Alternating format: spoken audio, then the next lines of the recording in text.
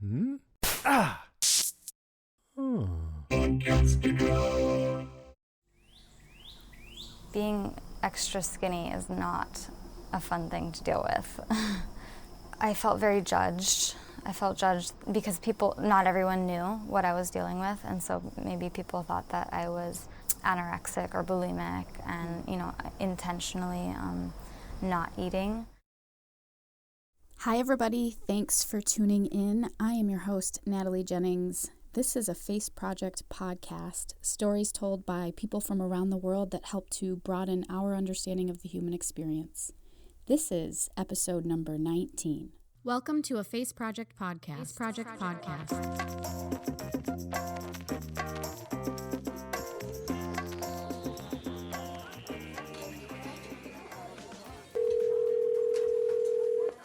It's just pure life. It's pure innocence. It's pure gratitude. So I ended up in America. I am an adopted Korean and have been all my life. It's a perfect blend of science and creativity. I was screaming, I will live over here till I die. We've recently partnered up with Podcastica, which we're very excited about.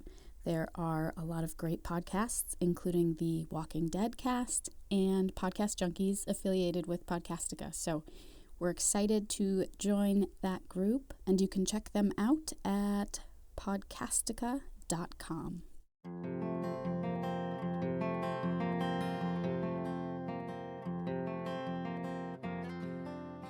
As I just mentioned in the intro there, this is stories told by people from around the world to broaden our understanding of the human experience, and we feel really strongly that now more than ever, it's important that we listen to each other, take some precious time to understand each other, and learn a little bit more about the people that we share this planet with, because at the end of the day, we're all a lot more similar than we are different.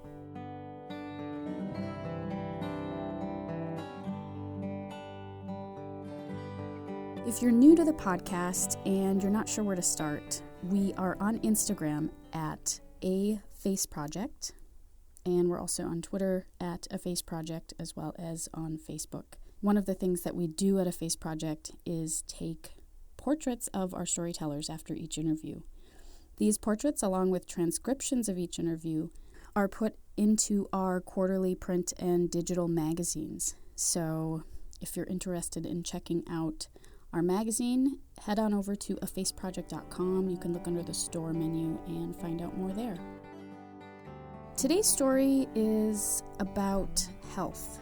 And health is something that we all think about and deal with at some point in our lives. Before we get into things, and it's been a little while since we've done this, we thought we'd take the question of health out to the public. And here's what they had to say.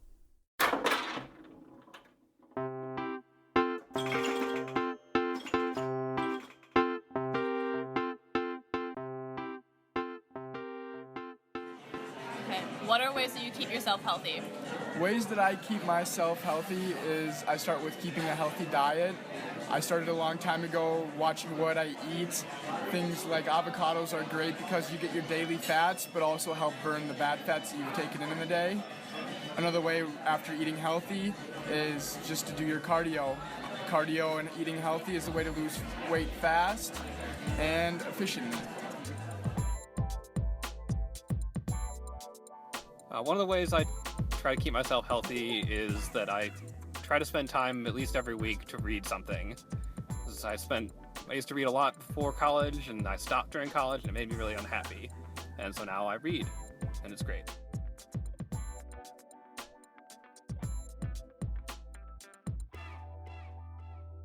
I meditate. I like meditating. I don't know, definitely watch your diet, even if it's like least of concerns, obviously. I think socializing is really important too. That's what I got. In today's episode, Jasmine talks with me in Hilo, Hawaii, about her diagnosis with Crohn's disease at a fairly young age and how she's dealt with it and how she's moving forward. You'll definitely hear a few things in this interview because of us sitting outside. So there's some birds, there are some tourist helicopters, and a few other interesting little things along the way. So keep in mind that the audio is very much in a Hawaii setting. Before we get into this story with Jasmine, I just wanted to draw your attention to our website, afaceproject.com, where you'll be able to find a lot of helpful notes from this story, including Jasmine's catering business, Heartbeat Catering, and The Truth About Gardasil, and a number of other organizations and books that might be helpful to you if this episode really resonates with you. So again, check out our website, afaceproject.com, look under the podcast menu, and under episode 19, Jasmine. One final note, Jasmine mentions that she is really open to connecting with people that are going through similar problems, and she'd also be very open to hearing doctor feedback on her issues as well. So we do have a Facebook group called A Face Project Community that is a great place for this kind of connecting. So Jasmine will be connected with this group, and I hope that if this resonates with you, you'll join us on Facebook under A Face Project Community. Without further ado, here is Jasmine.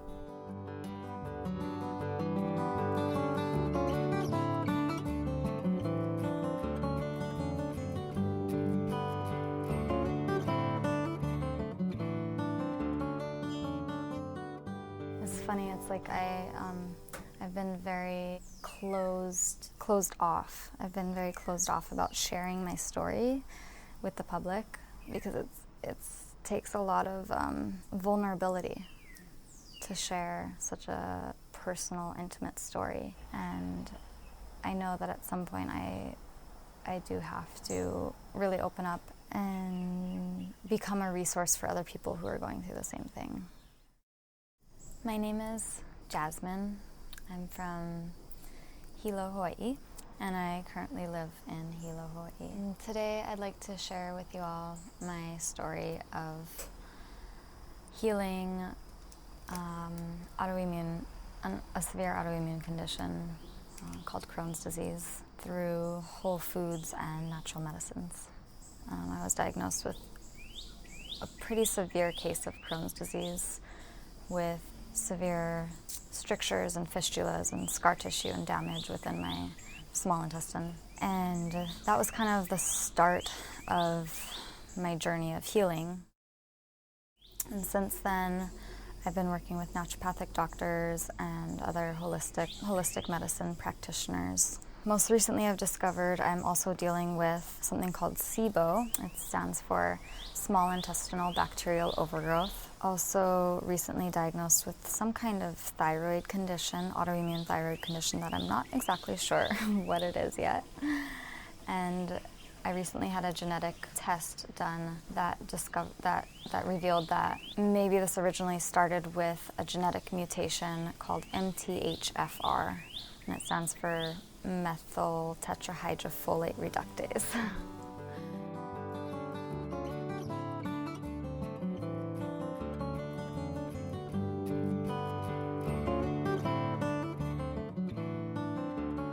So I grew up on a small family fruit farm, all organic, with 4 sisters and my parents, and we grew up out in the boonies on this little farm, and the farm was in Puna, on the Big Island, Kalapana, really. My mom always fed us like 100% organic and really whole foods based, really holistic kind of lifestyle as I was growing up. So my mom loved to grow papayas and bananas and tropical fruits of all kinds. She really encouraged all of us to participate in all of the farming activities, and so planting and growing the food and processing the food was a big part of our childhood.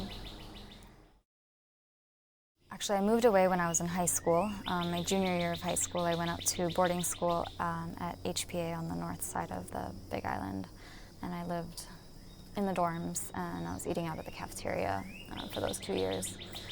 So that was a kind of the first shift of like my diet, and it was a pretty dramatic shift of eating like all organic, vegetarian, from the land kind of food, and then eating Sodexo, lots of processed, probably a lot of genetically modified foods. And then after high school, I went off to college and was eating out of the cafeteria there at a small liberal arts college called Pacific University in Forest Grove. I think looking back on it, it was a pretty dramatic shift, it was a dramatic shift for my body. And there's a lot of other factors that play into the picture too. A big part of the picture of maybe where my health started to fall out of balance. So as a child, I had a lot of cavities, and they were filled with mercury amalgam, which is very, very toxic to our bodies. And so I kind of had a mouthful of mercury as a child growing up. So that played a huge part in the toxic burden that my body had to deal with. And then when I was in college, I was given the vaccine for HPV called the Gardasil vaccine. It was a big pressure from my doctor to get this vaccine. I made the decision alongside my mom. It was a hard decision because as a child we never got any vaccines. We were very opposed to them, and we just didn't see it necessary. And so this was actually, I think, my first vaccine ever. Looking back at my records, I put together the pieces of the puzzle and about 6 months to a year later was when my symptoms got really, really, really severe. That was kind of the straw on the camel's back, the last straw.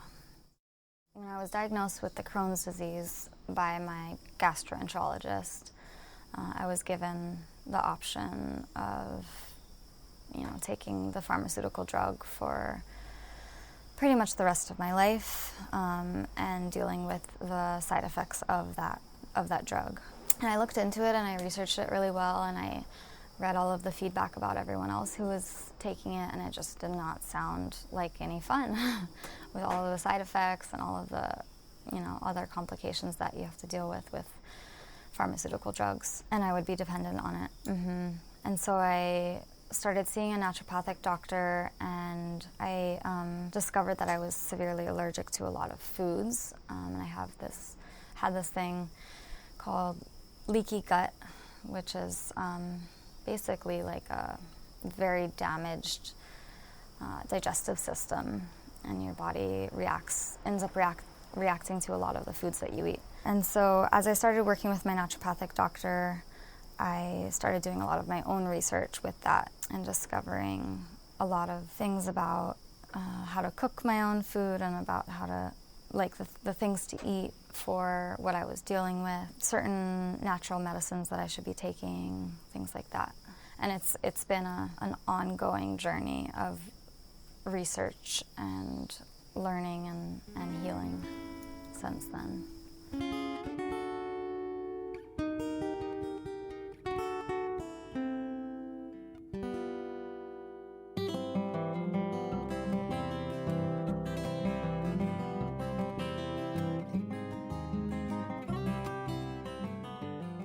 Late in my sophomore year and junior year especially, it really kicked in really bad. And at first I thought maybe I was I just had a sensitivity to gluten, and so I cut out wheat from my diet, and started there, and things still weren't getting better, and very poor appetite because of bloating and cramping in my abdomen, very poor digestion in general. Secondary effect of that is that my body wasn't absorbing the little food that I could eat, and so I started losing weight, and I ended up losing maybe more than 30 pounds within a few months. So that was tough. Another symptom that I deal with, intracellular water retention. So it manifests as edema in my ankles, and that is a result of malnutrition, really. My blood work often comes back with really low levels of protein, the albumin and globulin, and that's just, because of the malnutrition, because my small intestine is still kind of damaged and not absorbing all of the nutrition that I'm eating. I think when I hit rock bottom, I was kind of bedridden. It's hard to admit it, but I had to stay home like every day during that summer and just eat really, really simple. I was mainly doing like vegetable juicing. I could hardly eat anything. I was in bed. I didn't have any energy to do anything. I go through phases where I'm doing well and I'm able to eat a pretty good diet, and I'm feeling good and I have energy. And then I'll go through phases still where I react to a lot of foods and I can't eat a whole lot, and my energy level just plummets, and I like severe fatigue, and just like brain fog is a big one too. That was something in college that was really strange to deal with while you're in college, because you're studying and you're doing so much, dealing with your brain. It kind of comes on so subtly that you don't even realize the brain fog is a thing. And I just kind of thought like I was slower than my peers, and I had to work extra hard. When your gut is out of balance, your brain is out of balance, and it's just such a strong connection. Yeah, it was tough being in college and dealing with this. It kind of messed with my confidence levels and my self-image, because I was losing weight, and being extra skinny is not a fun thing to deal with. I felt very judged. I felt judged because not everyone knew what I was dealing with, and so maybe people thought that I was anorexic or bulimic and, intentionally not eating. And I still get that to this day. I still get comments like, "Oh, you're so skinny. I wish I could be just like you," or, "Oh, you're so skinny. Why don't you just eat more? Just eat more." That's all you have to do. And I just wanna say, like, being skinny does not always mean being healthy, Socially, I think when I was in college, it was difficult because I couldn't eat the same foods as all of my peers. I would pack my lunch often and bring my own food. I couldn't go out and party with my friends anymore. Drinking alcohol totally messes with your digestive system. At this point in my healing journey, as of now, I haven't touched the pharmaceutical drugs for Crohn's disease, and that feels like a big hurrah. So I've just managed with natural medicines. My diet these days is mainly, it shifts sometimes, but it's mainly an autoimmune protocol kind of diet. Animal proteins, mainly fish and chicken, some lamb, some beef every once in a while. Vegetables, I can sometimes eat some seeds and nuts every once in a while, some good fats, coconut milk and avocados. I did experiment with fermented probiotic-rich foods for a long time, and it seemed to help for a while, but lately I've cut it out of my diet because of the SIBO. Eating extra probiotic-rich foods or bacterial-rich foods can kind of overwhelm the digestive system with too much bacteria, so I've cut out the fermented foods from my diet, but I do recommend fermented foods for everyone else who's super healthy because it's really good for your diet. Yeah, I pretty much can't eat any processed foods. Definitely no grains, no sugars, so that's pretty restricting at times. I am not a doctor of any kind, and I don't have any medical background, but I would like to be able to advise people, you don't have to stay on these pharmaceutical drugs your whole life. Even if you've been on them and you feel like you're reliant on them, there's ways to get off of them. And I'm not saying just go cold turkey, because that's not safe. But if you start seeing a naturopathic doctor or a holistic practitioner of some sort, you may be able to kind of cut down your dosage slowly and start supplementing with natural things. And I think it's also really important we have awareness of our body, and we have awareness of how the foods that we eat and the things that we drink and the environment that we're in and the stress levels that we are dealing with, how all of this affects our bodies and especially our digestion. It's a big part of what I have been learning about, and I really encourage everyone out there, no matter who you are, even if you're healthy, try to tune into your body and listen to the feedback that it's giving you about, how it's reacting to what you're giving it and the environment that you're living in, because it can tell you a lot. In our culture, in our society these days, we get so worked up about what we're doing with our lives and if we're doing enough, or if we're working hard enough, or if we're making enough money, or all these little things about what people expect of us. We need to remember that it's more than what we accomplish and succeed with and all that. It's more about just enjoying the moment and enjoying your life as it is, and not feeling like we have to accomplish so much stuff. And it's funny for me to say this because I was one of those people. I was, taking a full 18 credits, a full load of classes when I was in college, and doing extracurricular activities and working a part-time job and living on in a house with some roommates and paying rent and all that. And so I was really motivated when I was in college, and I really loved the exhilaration of having all of these responsibilities and having all these things going on. But it can play a toll on you if you're not aware of underlying stresses. Yeah, I like to encourage people to deepen their relationship with food and with where their food comes from, where they're sourcing it, who their farmers are, where it was grown. Really get to know, what's in your food, because your food is who you are, who you become. It's a really important part of our human existence. Your health is, the most important part of your life.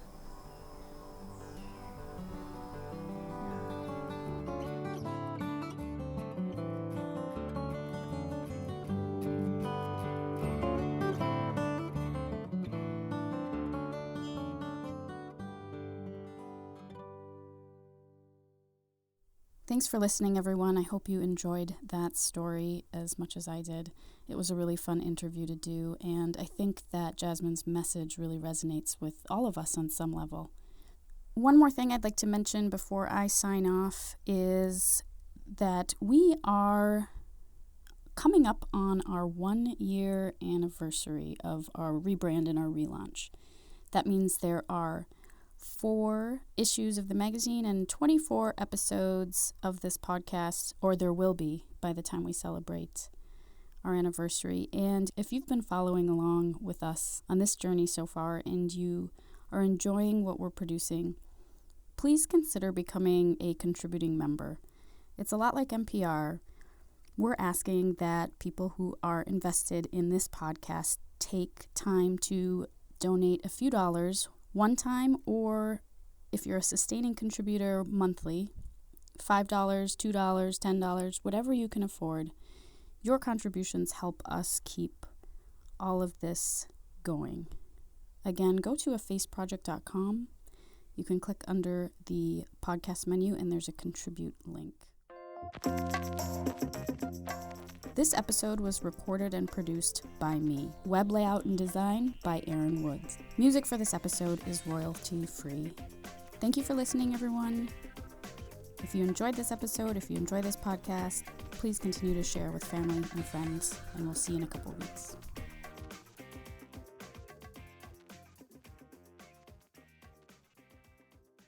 One thing I just want to share with the audience too is that I am still dealing with symptoms, and I'm still discovering new things, and I'm open to hearing about your story if you've dealt with something similar, and if you know of anyone who has dealt with this, or if you know of any doctors who have treated specifically for SIBO, MTHFR, Crohn's, and thyroid stuff. I would appreciate, actually, if you would contact me, because I'm still on this healing journey, and to find a doctor who really has experience with treating all of these things would appreciate meeting them and consulting with them.